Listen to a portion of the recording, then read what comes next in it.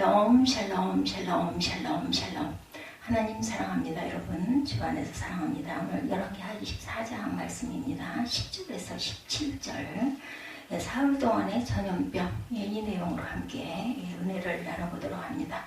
24장 10절에 보니 그때 바벨론 왕 느부갓네살의 신복들이 예루살렘에 올라와서 그 성을 에워쌌더라. 예루살렘 성을 에워쌌어요. 그죠? 그의 신복들이 에워쌀 때 바벨론의 왕 느부갓네살도 그 성에 이르니 유다의 왕 여호야긴이 그의 어머니와 신복과 지도자들과 내시들과 함께 바벨론 왕에게 나아가매 왕이 자군이 때는 바벨론의 왕 18째 해이다. 그가 여호와의 성전의 모든 보물과 왕궁 보물을 집어내고 또 이스라엘의 왕 솔로몬이 만든 것 곧 여호와의 성전의 금그릇을 파괴하였으니 야훼의 말씀과 같이 되었더라. 이런 게 아까 25장 말씀에 있었죠. 예. 그가 또 예루살렘의 모든 백성과 모든 지도자와 모든 용사 만명과 모든 장인과 대장장이를 사로잡아 가매 비천한 자 외에는 그 땅에 남은 자가 없었더라. 쓸만한 사람은 다 사로잡아 포로로 데려갑니다. 그가 야훼긴의 바벨론으로 사로잡아가고 왕의 어머니 왕의 아내들과 내시들과 나라의 권세 있는 자도 예루살렘에서 바벨론으로 사로잡아가고 또 용사 7,000명과 장인과 대장장이 1,000명 곧 용감하여 싸움을 할 만한 모든 자들을 바벨론 왕이 바벨론으로 사로잡아 가고 바벨론 왕이 또 야훼긴의 숙부 마따니아를 대신하여 왕으로 삼고 그의 이름을 고쳐 시드기야라 하였더라. 왕을 남겨놨는데 여호야긴의 숙부 마따니아를 대신 왕으로 삼고 이름을 고쳐서 시드기야라고 했다라는 거죠. 왜 하나님께서 다윗의 인구조사를 기뻐하지 않으시고 노하신 사건이 있었죠? 첫 번째는 다윗의 마음속에 자리 잡고 있던 자만과 교만한 마음을 보셨기 때문이고 두 번째는 다윗의 마음을 사로잡고 있었던 불수인왕을 보았습니다. 하나님의 노여움을 산 다윗은 자신의 잘못을 곧 깨달쳐 명분상으로 인구조사였지만 사실은 전쟁을 할 만한 용사들을 계수함으로 자신의 세력을 과시하고 온 세상을 정복하려는 헛된 욕망을 회개합니다. 하나님은 다윗을 용서는 하셨지만 상당한 고통과 괴로움을 그에게 더하게 하시죠. 그의 죄에 대한 대가를 치르게 하기 위하여 3가지의 제안을 하셨었죠. 다윗으로 하여금 그 중에 하나를 선택해라 말씀하시고 7년간의 기근을 선택할래, 또한 석 달 동안 왕의 원수에게 쫓겨다닐래, 아니면 사흘간 온역을 당할 것인가를 선택해야만 했습니다.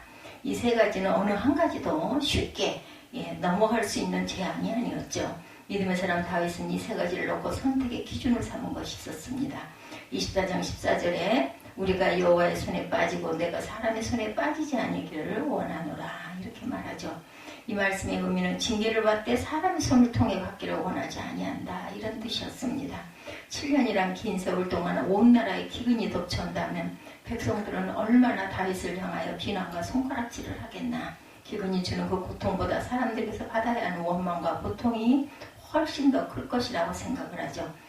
그리고 석 달 동안 다윗의 대적에게 쫓겨다니는 것도 본인은 싫었습니다. 그 90일간의 기간은 다윗에게 온갖 아픈 일이 덮치는 날들이 계속될 것이고 다윗에게 도움을 받고 온갖 혜택을 받은 신하들 가운데 배신자들이 또한 나올 것이며 석 달 동안은 사람들로부터 지옥의 고통을 겪는 날들이 될 것이다. 다윗은 그것을 감내해낼 용기가 없었습니다. 그동안 다윗은 너무나 많은 사람들에게 실망을 했죠. 설마 하던 충신이 그를 향하여 창을 열어놓은가 하면 가장 신뢰하고 믿었던 아들마저 다윗의 정적이 되죠. 압살롬이 상상도 할 수 없는 일을 겪었어요. 너무나 인간에 대한 실망이 컸기 때문에 더 이상은 사람의 손을 통해서 하나님의 징계를 받는 것은 정말 싫었던 거죠. 차라리 하나님의 손에 의하여 직접적인 매를 맞고 싶다. 비록 그 징벌이 다른 2가지보다 더 혹독해 보여도 하나님의 손으로 직접 징계를 받고 싶었던 거죠. 그가 설령 죽이실지라도 그를 의지하고 싶었습니다. 믿음의 사람 욥도 그렇게 말하죠. 욥기 13장 15절에 보면 비록 하나님이 나를 죽이실지라도 나는 그를 신뢰하리라. 다윗의 마음이 바로 이런 마음이었을 것입니다. 죽더라도 사람의 손에 의해서가 아니라 하나님의 손에 내가 죽고 싶다. 그가 선택한 것은 사흘 동안에 전국적으로 일어날 하나님의 무서운 진노의 재앙이었습니다. 그가 교만한 마음으로 유다와 이스라엘 땅에 거주하고 있던 사람들 중에 전쟁에 나가서 칼을 쓸만한 사람이 도대체 얼마나 되는가를 조사했던 이 땅에 하나님께서는 무서운 온역을 사흘 동안 내리셨어요. 다윗이 인구조사를 위하여 사람들을 보낸 곳이 북쪽 단에서부터 남쪽 부엘세바까지였죠. 놀랍게도 진노의 재앙이 임한 곳도 단에서부터 부엘세바까지 인구조사라는 지역과 꼭 같았습니다. 7년간 긴 기근이나 석 달 동안 쫓겨다니는 기간에 비하면 정말 짧은 사흘간의 재앙이었지만 훨씬 쉬워 보일 수도 있지만 결코 그렇지 않았다는 거죠. 참으로 혹독한 사흘간의 비참한 재앙이 임합니다. 미국은 남부 플로리다주로 강타하고 있는 태풍 어마가 들이닥치는 곳마다 순식간에 건물이 날아가고 나무들이 뿌리째 뽑히는 것을 보면 반드시 기간이 길어야 고통이나 재앙이 큰 것이 아님을 너무나 잘 알 수가 있죠. 아주 순식간이었습니다. 불과 단 몇 번 만에 한 도시가 완전히 사라져버리는 무서운 재앙을 보면서 다윗이 겪을 사흘간의 고통은 필설로 표현하기 어려운 고통이었겠죠. 사흘 동안의 전염병은 무엇을 보여주었을까요, 여러분들? 첫 번째, 죄에 대한 대가가 얼마나 무서운가를 실감하는 재앙이었습니다. 짧은 사흘 동안 유다와 이스라엘 전역에 무서운 전염병이 돕니다. 이 병을 피할 방법이 없었어요. 유다와 이스라엘 땅을 다 합쳐도 그리 넓은 나라가 아니었죠. 한국의 강원도 정도의 적은 땅입니다. 그 좁은 가나안 땅에 거주하던 다윗의 백성들 중에 7만 명이 그 사흘 동안에 병으로 쓰러집니다. 집집마다 애곡하는 소리가 그치지를 않고 마을마다 지파마다 이웃마다 곡소리가 전국을 가득히 채웁니다. 백성들의 울음소리를 들어야만 하는 다윗에게 그 사흘은 3년보다 더 길고 그 느껴지는 고통의 깊은 아주 정말 사망의 골짜기였겠죠. 로마서 6장 23절에 뭐라고 그래요? 죄의 삭은 사망이라고 말하죠. 죄의 결과를 이렇게 끔찍하게 바라보게 된 거죠. 피할 수 없는 길입니다. 하나님께서 다윗을 기뻐하시고 마음에 맞는 자라고 칭찬을 아끼지 않으셨지만 그가 교만해 하나님을 불신앙하는 죄를 범할 때 하나님의 노여움의 채찍은 더 아프게 드시죠. 다윗 한 사람의 죄였지만 그 값은 이스라엘 전 백성들에게 임합니다. 한 사람의 죽음으로 하나님의 노여움이 그친 것이 아니라 7만 명이라는 엄청난 백성들의 목숨을 잃어버립니다. 성경은 많은 숫자를 표현할 때 완전수라는 7이라는 숫자를 즐겨 사용합니다. 하나님께서 천지 창조를 마치신 날도 바로 일곱째 날 안식하시죠. 하나님이 지으시던 일이 일곱째 날에 이를 때 미친이 일곱째 날에 안식하시니라. 창세기 2장 2절 말씀이에요. 노아의 방주에 들어가게 하셨던 청결한 짐승의 숫자를 보면 암수 7쌍씩이죠. 요셉이 꿈을 해몽할 때도 흉년과 풍년은 각각 7년이었습니다. 이스라엘 백성들이 여리고성을 점령할 때도 7째 조상들이 7개 양분나팔을 불고 7일에는 성을 7바퀴 돌 때 성이 무너지죠. 나만 장군이 유단강물에 몸을 씻을 때도 한두 세 번이 아니고 7번 몸을 씻고 났을 때 몸이 청결해집니다. 시편 기자는 노래하기를 내가 하루 7번씩 주를 찬양하리라 이렇게 말합니다. 하나님의 성전을 비추었던 숭금 등대의 등잔에도 7개의 등잔대와 7등잔이 불을 밝혔습니다. 베드로가 예수님께 드린 질문 중에 도대체 형제를 몇 번이나 용서하냐고 물었을 때도 주님은 베드로에게 7번씩 70번이라도 용서해 주라고 말씀하시죠. 그 외에도 계시록에도 7교회 7나팔 7대접 7이라는 숫자는 온 세상을 덮고도 남는 완전수로 사용되었었습니다. 오늘 본문에서 사흘 동안의 재앙으로 죽은 자는 7만 명이에요. 7이라는 숫자를 10,000번이나 곱해야 나오는 숫자입니다. 그만큼 하나님의 재앙이 혹독하고 컸다라는 의미죠. 죄의 값은 이렇게 무서울 뿐만 아니라 하나님은 다윗에게 아주 값비싼 훈련을 시키셔요. 다윗뿐이 아니라 하나님의 백성들이라면 누구나 이 훈련을, 이 교훈을 마음속에 깊이 새겨야 할 것입니다. 사흘 동안의 전염병은 무엇을 보여주었을까요? 무서운 하나님의 징벌 중에 사라지지 아니하는 하나님의 자비하심이 있었습니다. 만일 이 재앙이 사흘을 넘겨 30일까지 연장되었다면 살아남을 백성은 한 사람도 없었겠죠. 아마도 온 나라는 공동묘지가 되었을 것입니다. 24장 16절에 천사가 예루살렘을 향하여 그 손을 들어 멸하려 하더니 아버지께서 이 재앙 내림을 이웃치사 백성을 멸하는 천사에게 이르시되 족하다 이제는 내 손을 거두어 하시니 여호와의 사자가 여부수 사람 아라우나의 타작마당 곁에 있는지라 이렇게 증거하죠. 하나님의 명령을 받은 죽음의 천사는 7만 명뿐 아니라 모든 백성을 멸망시키려고 예루살렘을 향해서 손을 번쩍 쳐들었어요. 천사의 손이 내리면 백성들은 모두 재앙으로 쓰러질 지경입니다. 그때 다급한 하나님의 음성이 천사에게 임합니다.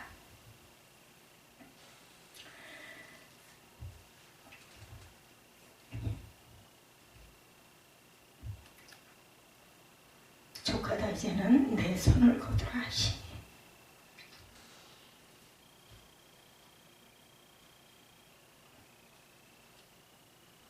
하나님의 이 자비의 말씀에 천사가 손을 거둡니다. 번쩍 쳐들었던 죽음의 손이 천사에 의해서 거두어지죠. 하루하루 사흘까지 무참하게 뺏어가던 죽음의 천사의 손이 멈추어져서 온 나라는 이제 고요와 평강 속에 묻히게 됩니다.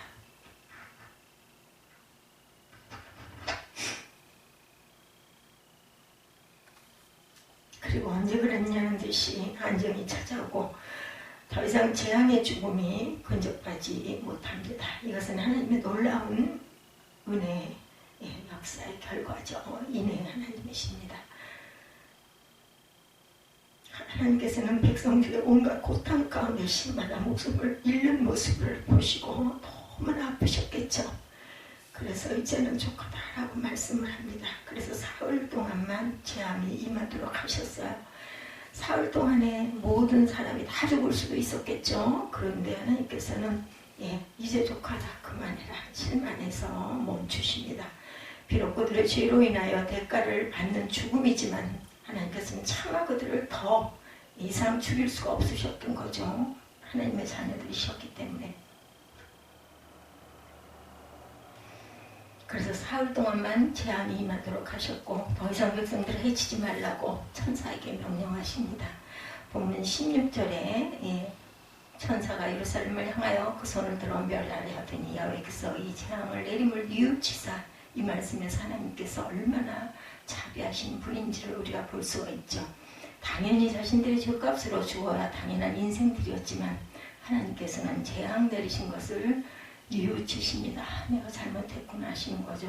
부모의 마음이죠. 하나님께서 후회하심이 없는 분입니다. 그럼에도 불구하고 재앙 내림을 뉘우쳤었다 이렇게 말씀합니다. 뉘우쳤을 뿐만 아니라 천사에게 더 이상 백성들의 생명을 빼앗지 말라 이렇게 말씀하시죠. 다윗과 그의 백성들이 얼마 살아남게 된 것은 결코 그들이 의로워서가 아닙니다. 하나님의 마음에 들어서도 아니죠. 오직 자비와 긍휼을 베푸시는 하나님의 은혜로 생명을 건진 거죠. 하나님은 사랑이십니다. 사람들도 남의 허물은 한두 번 정도는 덮어줄 줄 알죠. 그러나 세 번 네 번 같은 허물을 반복하게 되면 누구도 계속 덮어주고 용서할 수는 없습니다. 성경은 욥기 25장 4, 5절에 말씀하죠. 4, 5, 6절에 하나님의 눈에는 달이라도 명령치 못하고 별도 깨끗이 못하거든 하물며 벌레인 사랑 부덕인 인생이라. 하나님의 사랑은 초월적인 사랑이죠. 초월적인 사랑, 아가페 사랑입니다.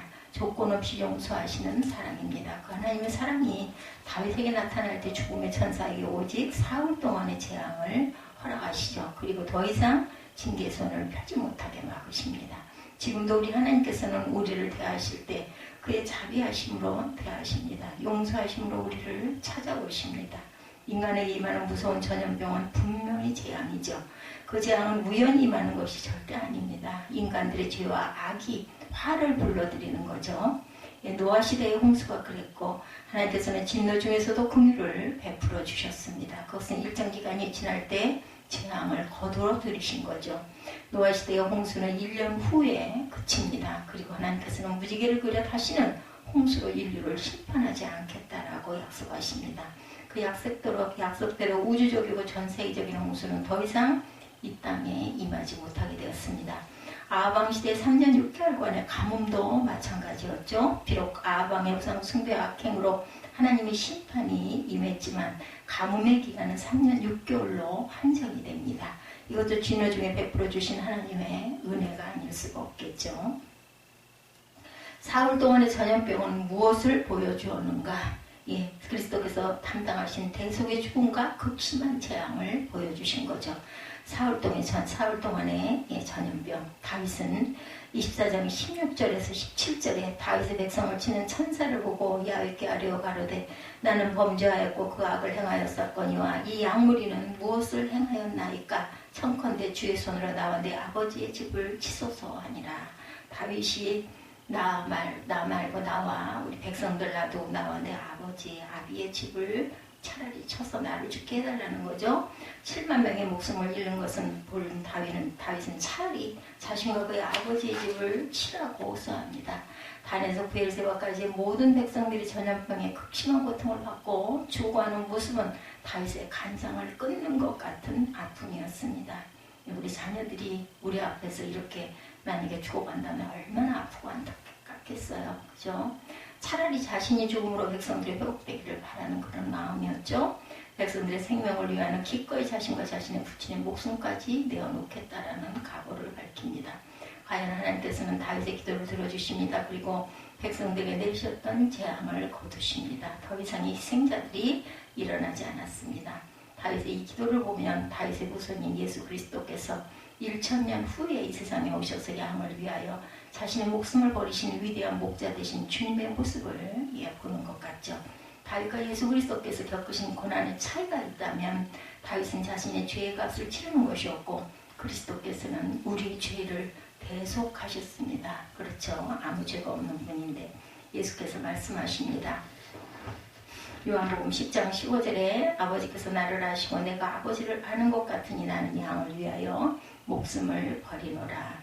이사야 선지자는 그리스도의 고난을 이렇게 묘사합니다. 53장 4절에 그는 실로 우리의 질고를 지고 우리의 슬픔을 당하였거늘 우리는 생각하기를 그는 징벌을 받아 하나님께 맞으며 고난을 당한다 하였노라. 사흘간의 대재앙이 그친 후 다윗은 새로운 사람으로 변화를 받습니다. 그는 하나님의 좋은 가세 요청대로 여부스 사람 아라우나의 타작마당을 사서 그곳에서 여호와를 위하여 제단을 쌓고 번제와 화목제를 드립니다. 다윗 왕이 아라우나에 찾아왔을 때 아라우나는 깜짝 놀라죠. 황급하게 왕에게 말합니다. 어찌하여 내 주 왕께서 종에게 임하시니까 22절이죠. 그리고 기꺼이 자신의 타작마당을 왕에게 드리겠다고 제안할 때 다윗은 그렇지 아니하다 내가 값을 주고 내게서 살이라 값없이는데 하나님 야훼께서 번제를 드리지 아니하리라 하고 다윗이 은 50세겔로 타작마당과 소를 사고 그것을 야훼를 위하여 제단을 쌓고 번제와 화목제를 드렸더니 이에 여호와께서 그 땅을 위한 기도를 들으심에 이스라엘에 내리는 재앙을 그쳤더라. 이렇게 증거합니다. 사무엘하의 마지막 부분인 이 다윗의 말에서 그가 얼마나 하나님을 섬기는 자의 아름다운 자세를 가지고 있는가를 잘 보여주죠. 그는 하나님을 섬기되 값을 지불하고 섬기기를 원하셨습니다. 설령 왕을 만난 아라우나가 너무나 감격하여 자기의 타작마당을 제공하겠다고 제안하죠. 소와 번제의 불을 피울 나무까지 제공하겠다고 합니다. 그러나 다윗은 하나님께 값을 지불하지 아니하고 여호와께 번제를 드리지 아니하겠다. 하나님이 받지 않으신다라는 거죠. 하나님의 종 다윗의 귀한 모습입니다. 우리가 하나님을 섬기는 것은 희생이 동반되는 섬김이어야 하는 거죠. 값을 지불하는 섬김입니다. 바울이 전도하여 세웠던 마게도니아의 여러 교회는 극심한 핍박과 환난을 당하죠. 그럼에도 불구하고 그들은 믿음을 저버리지 않았습니다. 포기하지 않았죠. 믿음을 지키기 위하여 많은 대가를 지불합니다. 사도 바울은 이렇게 말합니다. 환난이 많은 시점 가운데 저희 넘치는 기쁨과 고린도후서 8장 2절에서 3절이죠.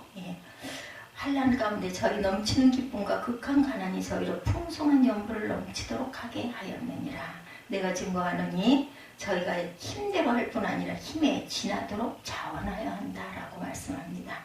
우리 새빛교회를 주님께서 보실 때 이런 칭찬을 받는 교회가 됐으면 좋겠습니다. 작은 교회의 성도들이지만 있는 힘을 다하여 주님을 섬기는 교회라는 칭찬을 받는 여러분들이 되셔서 자손 대대로 믿음의 복이 임하는 축복이 임하시기를 주님의 이름으로 축복합니다. 기도하시겠습니다.